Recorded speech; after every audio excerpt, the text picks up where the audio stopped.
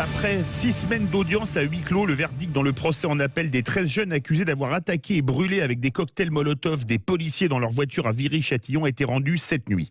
La cour d'assises des mineurs de Paris a condamné à des peines de 6 à 18 ans de réclusion 5 des jeunes, et a prononcé 8 acquittements.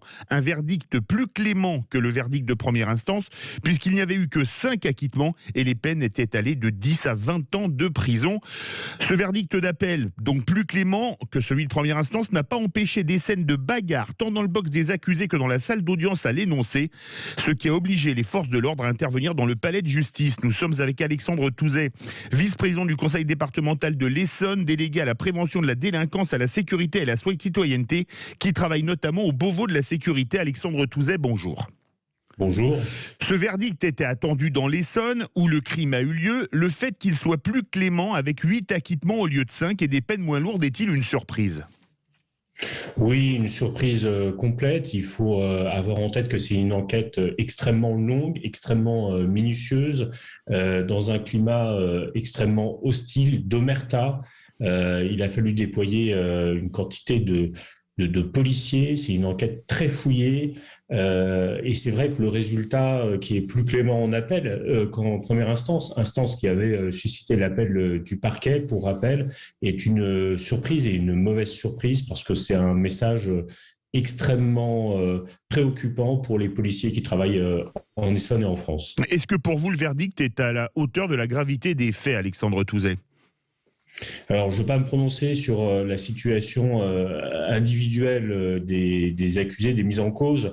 C'est vrai que c'est quand même extrêmement étonnant qu'on ait un nombre d'acquittements supérieur en appel qu'en première instance, qu'on ait un tel décalage aussi au niveau des peines, tant au niveau de la première instance que des réquisitions du parquet en appel. Je crois qu'il faut se rappeler des faits. C'est le jet de cocktail Molotov à l'intérieur de véhicules de policiers. C'est une intention délibérée de tuer. C'est une organisation, puisque c'est en quelques secondes que cette agression s'est produite. C'est pas une réaction comme ça spontanée. C'est une attaque concertée, prévue, puisque cette attaque en fait a été une réponse à de la vidéoprotection, puisque sur le site il y avait un trafic de vol à la portière, trafic qui entraînait de vol de papier d'identité, de portables, et ce trafic nourrissait d'autres trafics à côté de stupéfiants.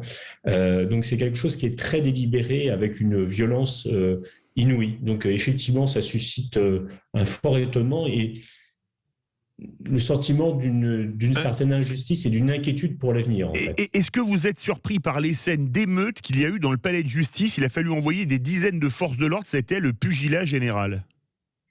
En fait, tout au long du procès, les accusés ont été dans le déni, dans l'omerta, donc il n'y a pas de surprise. Il y a évidemment des regrets devant à la fois un tel mépris de la police, mais qui se poursuit par un mépris de la justice.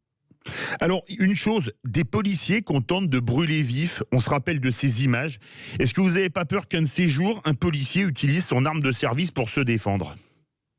Mais écoutez, en France, on a quand même une police, quoi qu'on dise, qui est extrêmement respectueuse. Vous savez, je pense que pour des faits moindres, on l'a vu pour des faits à Étampes, récemment à Grigny, je pense que dans d'autres pays, dans d'autres grandes démocraties, des policiers auraient tiré. On a là une police qui est très républicaine, mais je pense qu'on met cette police dans une situation totalement infernale.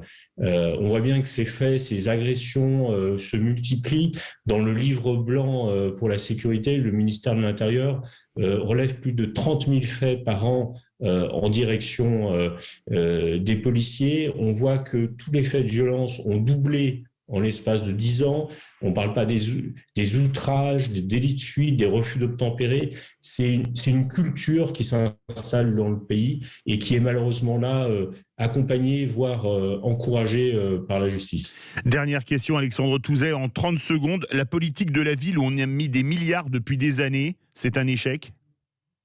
Alors, je dirais pas forcément ça, parce que c'est vrai que la prévention, on n'en voit jamais les effets. Après, il faut imaginer qu'aurait été la situation s'il n'y avait pas eu cet investissement. Mais ma conviction profonde, c'est que toutes ces actions qui sont utiles, ces actions de prévention, d'accompagnement, de rénovation urbaine sont des opérations utiles, mais elles sont vaines si à un moment il n'y a pas une réponse judiciaire qui est à la hauteur, parce que je crois précisément que la sanction fait partie de la prévention et de l'éducation.